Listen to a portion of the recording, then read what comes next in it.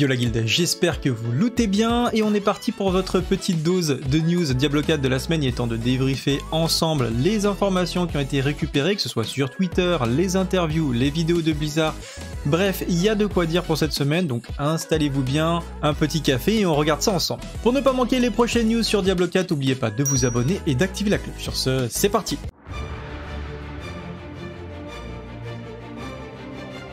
Comme toujours, vous retrouverez les news sur mon site internet camilabs.fr. Elles sortent d'ailleurs en avance par rapport aux vidéos, puisque d'abord je pose l'actualité sur mon site internet, puis après je la commente via ma chaîne YouTube. Attendez-vous à avoir d'ailleurs des nouvelles vidéos qui sortent concernant les builds de classe, puisque je vais vous proposer différents builds. La première news que je vous propose va parler des précisions sur les horaires de sortie, puisqu'on a un tweet de Blizzard pour nous préciser tout ça, et des informations complémentaires sur le endgame qui ont été apportées par une vidéo qu'on va voir un petit peu plus bas, donc une vidéo officielle de Blizzard. En attendant, évidemment, vous avez un giveaway qui est disponible sur le Discord. C'est très simple, vous cliquez sur le Discord en description ou sur le site internet. Enfin voilà, il y a plein de moyens de rejoindre le Discord et vous avez juste un clic à faire pour vous inscrire et tenter de looter une édition Diablo 4 Ultimate. Et pour commencer, soyons précis sur la date de sortie de Diablo 4. Alors moi, c'est quelque chose que j'ai posé mes congés, donc j'ai pas envie de me tromper.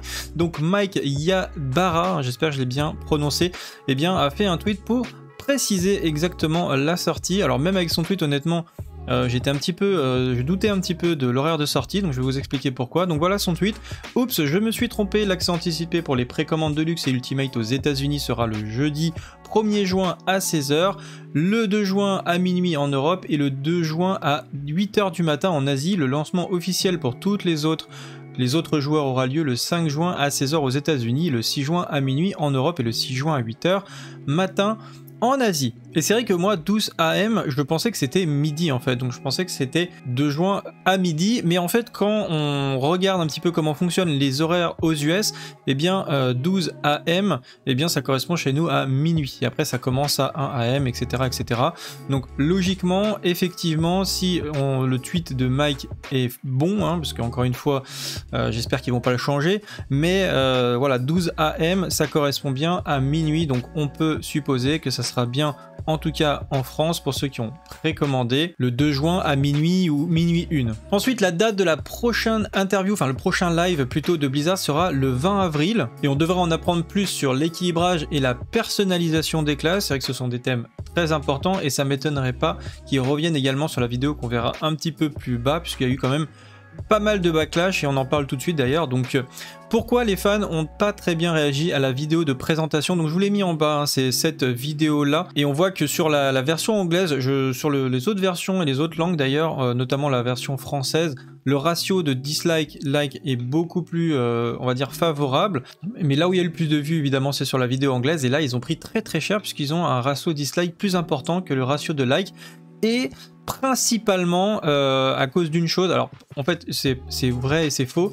La première chose qui leur est le plus reproché, c'est qu'ils n'ont pas du tout développé les informations concernant le tableau de Parangon. Donc on voit dans la vidéo, on va se mettre dessus. Voilà, j'ai retrouvé le passage. Donc dans la vidéo, ils nous présentent le tableau de Parangon. D'ailleurs on a pas mal de petits détails assez intéressants. Bon, déjà on a le vrai visuel du tableau de Parangon. On peut voir que Rifun donc se fait rembourser un seul point de Parangon dans l'état actuel dans lequel ils ont montré cette vidéo, et je vais essayer de vous dire à peu près quand j'estime la date de cette vidéo. Là on voit que ça coûte 53 000 points, 53 000 gold pour un seul point, ce qui est juste énorme, sachant que voilà, on peut avoir je sais pas combien de centaines de points de Parangon, et ça c'est même pas les points de talent, parce que là c'est pareil, juste un peu avant dans la vidéo, on voit qu'il survole un point de talent, et il en a pour 100 000 gold pour se faire rembourser un simple point de talent. Donc cette vidéo, d'après ce que j'ai vu, surtout qu'il y a des informations sur les dates de la bêta à la fin de la vidéo, dans la traduction, on ne sait pas pourquoi ils ont mis ça, ils ont dû la faire avant en fait cette vidéo. Et donc du coup, ce qui se passe, c'est qu'ils n'avaient pas encore fait le retour de la bêta, où Rod a dit, en fait ok, on a vu vos retours et on va baisser le coût des respécialisations. Souvenez-vous, j'en ai parlé dans une vidéo il y a quelques jours, où Blizzard avait fait machine arrière et qu'ils avaient ils vont réduire en tout cas le prix des respécialisations, ce qui est plutôt très bien, parce que là ça a l'air vraiment très très cher. Et c'est vrai qu'en l'état on comprend que au bout d'un moment il était plus facile de refaire un nouveau personnage que de respect complètement son arbre de talent et son arbre de parangon pour pouvoir tester une nouvelle spécialisation. Mais a priori ça sera pas le cas, ce sera beaucoup plus facile, donc on peut imaginer que les prix ont été grandement réduits, mais pour le coup j'espère que c'est plus que la moitié parce que je suis même pas sûr que divisé par 2 pour s'adapter et tester souvent des builds ça soit suffisant, donc on verra, affaire à suivre à ce niveau là. Donc pour en revenir sur les arbres de parangon, et on voit qu'en fait dans la vidéo, et bien tout simplement ils mettent justement des petits points comme ça, des 5 dextérité, des 5 force, etc. Et c'est ça en fait qui a trigger un petit peu les joueurs, c'est-à-dire qu'ils n'ont pas du tout exploré le tableau de parangon, ils n'ont pas assez expliqué comment ça allait fonctionner, notamment au niveau des glyphes, qui sont quand même un système très intéressant je trouve. Les glyphes ils vont pouvoir buffer les autres emplacements que vous allez acheter à côté, avec des glyphes et des effets différents, des glyphes de qualité différente, enfin bref il y a vraiment beaucoup de choses à dire sur le système de glyphes. Je pense qu'il aurait pu être aussi également très intéressant de pouvoir looter complètement un tableau de parangon, c'est-à-dire que, admettons que cette huile là soit un tableau de parangon qui est commun, et que vous auriez la possibilité de looter un tableau de parangon magique, rare, voire légendaire. Et qu'est-ce que ça changerait? Et bien ça changerait que par exemple vous auriez des tableaux qui sont générés et qui sont plus ou moins intéressants en fonction de leur qualité, qui vont être mieux positionnés au niveau des glyphes, avec plus d'emplacements de glyphes, avec peut-être des coûts pour acheter les glyphes inférieurs, etc. Je pense que ça aurait pu être intéressant en tout cas de pouvoir looter nous-mêmes nos tableaux de parangon, qu'il y a une partie aléatoire aussi dans, dans ces loots là, dans ces tableaux de parangon, ce qui aurait fait que potentiellement on peut looter un tableau de parangon perfect, et donc du coup d'avoir vraiment voilà une customisation unique, un personnage unique, parce que ce sera impossible d'avoir les mêmes tableaux de parangon que les autres joueurs. Bon voilà, dites-moi ce que vous pensez de cette idée en commentaire, mais en tout cas voilà, c'est pour cette raison principale que en tout cas ils ont mal réagi à cette vidéo, et c'est aussi surtout parce qu'il y avait eu très peu de développement par rapport à la vidéo endgame par exemple que je vous ai fait il y a quelques jours. On n'apprend pas grand chose de plus honnêtement, vous allez voir, je vais vous repasser ce qui a été dit, mais on n'apprend vraiment pas beaucoup d'informations supplémentaires, donc du coup je pense que ça a un petit peu trigger les joueurs, en plus du fait qu'il y a quand même voilà depuis 2 ou 3 ans Blizzard en prend plein la tête parce qu'ils ont accumulé pas mal de conneries quand même. Dans les informations complémentaires, on a pu avoir un peu plus d'aperçu sur les donjons de cauchemar. Là par exemple on avait vu un aperçu sur un affix qui déclenchait comme ça, vous le voyez un petit peu, ça fait une sorte de zone rouge qui va faire apparaître des mobs aléatoires en fait, en plus des mobs qui sont présents dans l'instance, qui peut être on va dire un affix assez intéressant, parce que si les mobs loot évidemment, plus il y a de mobs, plus vous lootez et plus le donjon devient intéressant au niveau de votre run. Donc ça peut être des affixes qui sont plutôt bénéfiques finalement pendant votre run.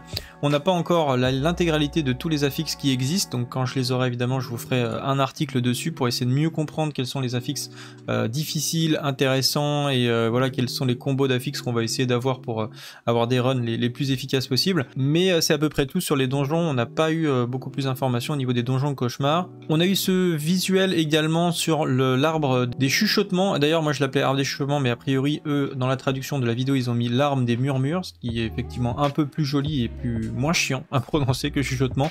Donc là vous avez en fait 10 emplacements, et quand vous allez faire ces 10 emplacements ça correspond à des quêtes. Quand vous allez faire 10 quêtes, vous allez avoir un reward, donc tout simplement un loot que vous allez pouvoir choisir, probablement un légendaire, parmi plusieurs légendaires j'espère, ce qui peut être intéressant pour aller optimiser, chercher des affixes spécifiques. On a eu des informations complémentaires également sur l'environnement PVP, et en fait à la fin de la vidéo elle précise qu'il sera possible de perdre de l'équipement, donc je ne sais pas si elle s'est trompée dans son expression, donc je vous remets le passage en fait, même si je pense que c'est une erreur de traduction, c'est-à-dire que dans le PVP vous allez avoir des zones PVP, vous allez pouvoir tuer des mobs, ces mobs là vont looter des objets, ces objets ils seront dans votre inventaire de manière temporaire, il faudra aller les convertir sur un hôtel qui sera probablement campé par les joueurs pour essayer de vous tuer et récupérer vos fragments pour eux-mêmes les rendre à l'hôtel. Donc déjà le concept en soi, je pense que ça a intérêt à être bien géré. Si on peut y aller en groupe, ça risque d'être du coup que des gens, plus tu as de groupes et de joueurs avec toi, plus tu vas pouvoir camper. Donc je ne sais pas comment ils vont organiser ça, est-ce que ça sera vraiment, voilà, on pourra pas y aller avec nos amis, parce que si on peut y aller avec nos amis, je pense que ça va être n'importe quoi. Je comprends que ça peut être amusant, mais à mon avis ça va être n'importe quoi. Et là en fait, elle dit exactement going to be playing any PvP, and be prepared that you might lose some stuff in the meantime.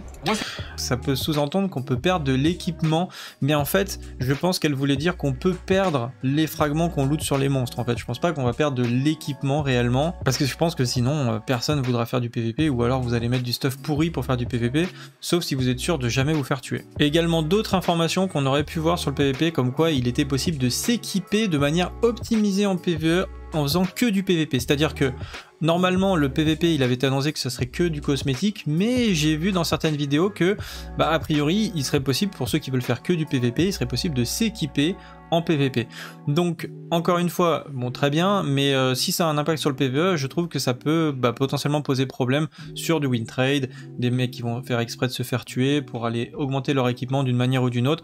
Bref, on sait qu'en PvP il y a beaucoup d'exploitations possibles, donc je sais pas quoi en penser. Bref, voilà pour la première news de ce week-end. Je vous attends avec une deuxième vidéo, vous allez voir, qui sera probablement dans le week-end également, peut-être demain, je ne sais pas. Dans tous les cas, si cette vidéo vous a plu, n'hésitez pas à la liker et la partager. Pour ma part, on se retrouve dans la prochaine vidéo. Salut à tous, c'est le Guild, ciao, bye!